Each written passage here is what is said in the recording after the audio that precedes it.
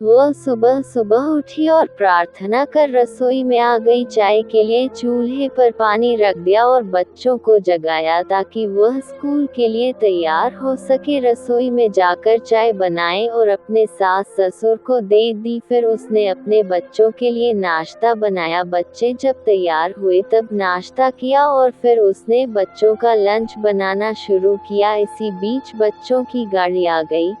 बच्चों को स्कूल भेजकर टेबल से बर्तन समेटे। इसी बीच पति ऑफिस के लिए तैयार होने गए तो उनकी जरूरी चीजें निकाल कर दे दी। जल्दी से किचन में आई और पति के लिए नाश्ता बनाना शुरू किया। एक पराठा और एक अंडा अभी बना ही था कि छोटी ननंद आ गई और यह कहकर नाश्ता ले गई कि मुझे कॉलेज जाना है। उसी समय देवर भी आ जाता है और कॉलेज के लिए तैयार हो जाता है। जल्दी से पति और देवर के लिए नाश्ता बनाया और टेबल पर रख दिया। 9 बजे पति ऑफिस आ गए और फिर उसने टेबल से बर्तन उठा लिए और सास ससुर के लिए नाश्ता बनाया। जब तक सास ससुर ने नाश्ता किया तब तक उसने रसोई के बर्तन धो चुकी थी। तभी काम वाली मौसी आ गई और तो उनके साथ घर की साफ सफाई की। तभी घंटी बजी और उसकी ननंद 2 छोटे बच्चों के साथ आई। मेहमानों के लिए जल्दी चाय और नाश्ता बनाया। उस समय 12 बजे बज रहे थे। वह जल्दी से रसोई में खाना बनाने गई तो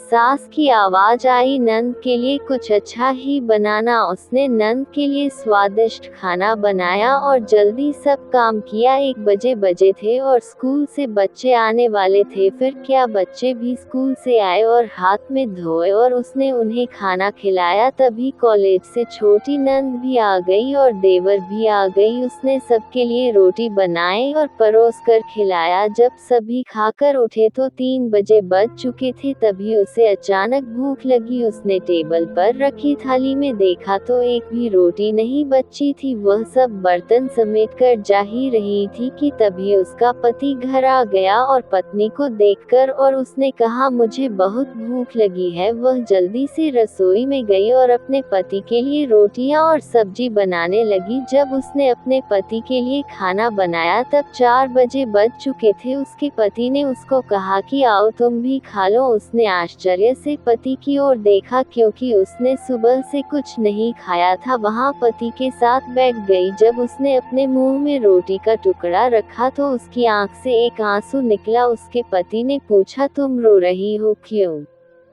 उसने सोचा, इनसे क्या कहूँ, यह क्या जानते हैं कि ससुराल में इतनी मेहनत के बाद यह रोटी मिलती है जिसे लोग मुफ्त की रोटी कहते हैं। उसने अपने पति को उत्तर दिया, कुछ नहीं।